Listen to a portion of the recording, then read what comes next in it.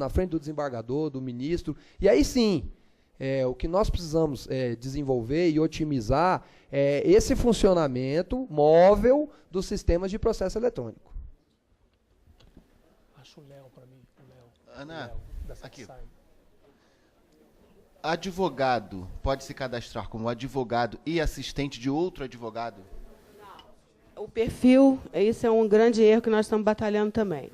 Você se cadastrar naquele perfil de advogado, você será advogado o resto da sua vida.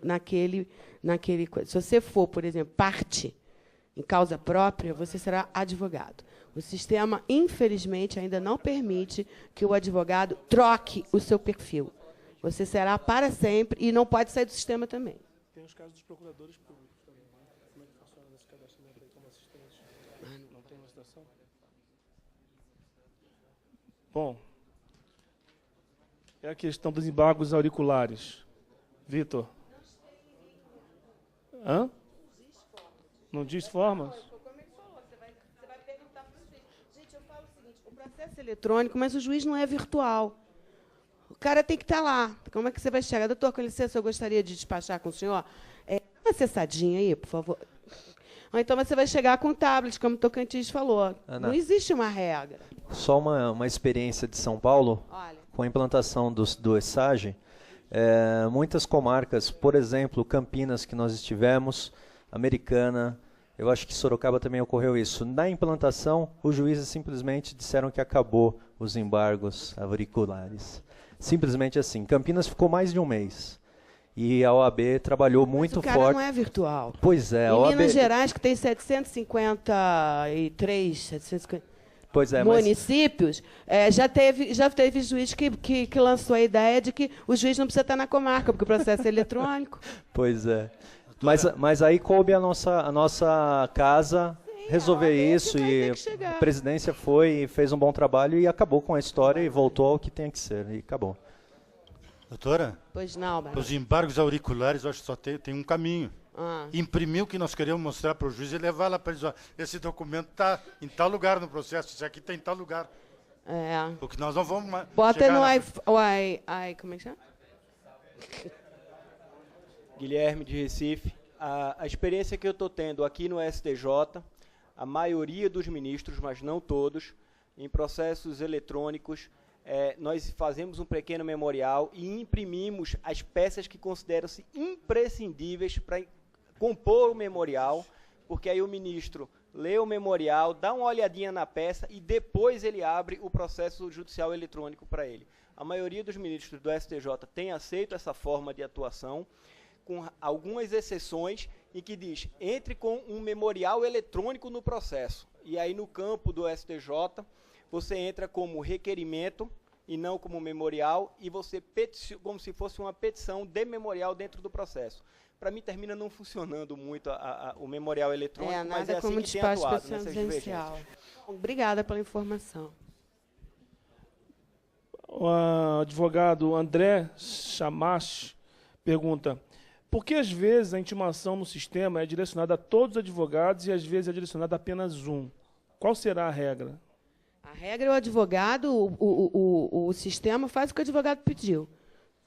O advogado que conduz. Ele vai falar assim, tantos e tantos advogados, se você não indicar na petição quem receberá, todos os advogados habilitados naqueles autos receberão a intimação. E o primeiro que clicar começou a contar o prazo para todos eles. Ok?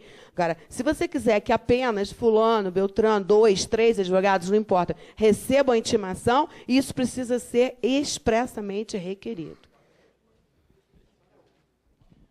Olha, tem um colega aqui que é o Pablo Vitório.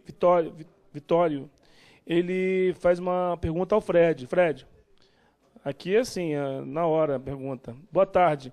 Concernente à explicação dada pelo professor Fred, ele usou seu sobrenome, é Preus, né? Preus?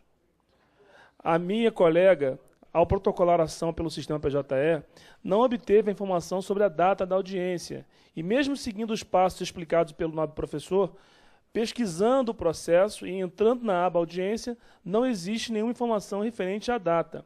O interessante é a existência da informação sobre a vara e local em que acontecerá a audiência.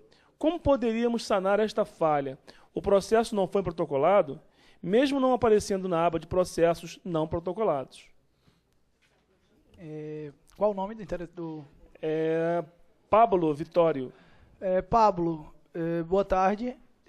Provavelmente ou essa ação não foi distribuída e ela continua na aba processos não protocolados, ou pode não ter havido a designação da audiência em virtude do preenchimento de algum campo que justifica dentro do fluxo a fuga, a regra excepcional que determina que não seja designada a audiência. Por exemplo, uma citação editalícia ou um valor da causa incompatível com o rito e outras situações que podem ocorrer que justificam a não designação. A recomendação é, não tendo visualizado a designação da audiência no ato do propositura da ação, entre no painel do advogado, no acervo geral, consulte pelo processo, pela data da distribuição, e você vai encontrar. Se você for na data, visualizando o processo por essa forma, e não tiver audiência designada, significa que não houve designação de audiência efetivamente.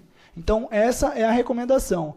É apenas cautela por você não ter visto no momento em que deveria ter visto, procurar, através do sistema, confirmar se realmente não houve designação de audiência. Mas, se lá não houver nada, é porque efetivamente não houve. Se quiser se acautelar, porque entende que deveria ter havido, se dirige fisicamente à vara, à secretaria, e pede uma certidão de que não houve designação de audiência. Mas é apenas essa a recomendação. Obrigado pela participação, Pablo. Tem uma aqui, está voltando toda hora. Eu vou pedir para o Cabelo responder pelo seguinte.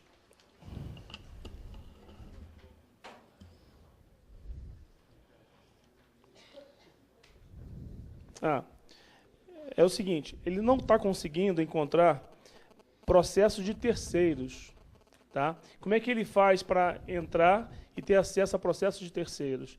Aí o Cabelo está com o sistema na frente, vai dar uma explicação.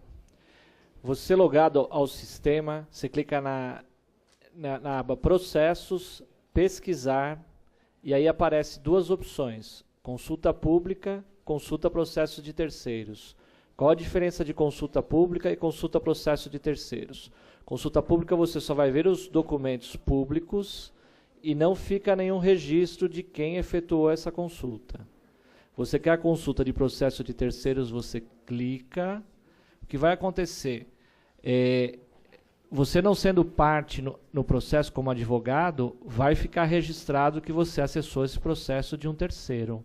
Aí você vai ter que aqui no canto da esquerda aparece o campo de pesquisa. E aparece pesquisa apenas por número de processo, por número do OAB. Então, não dá para pesquisar por nome. Aí você, tendo o número do processo, você digita e o processo aparece na íntegra. Aí você clica no Bob Esponja, ele abre, você consegue fazer download e acessar o processo na íntegra. Ok, obrigado ao nosso colega Cabelo.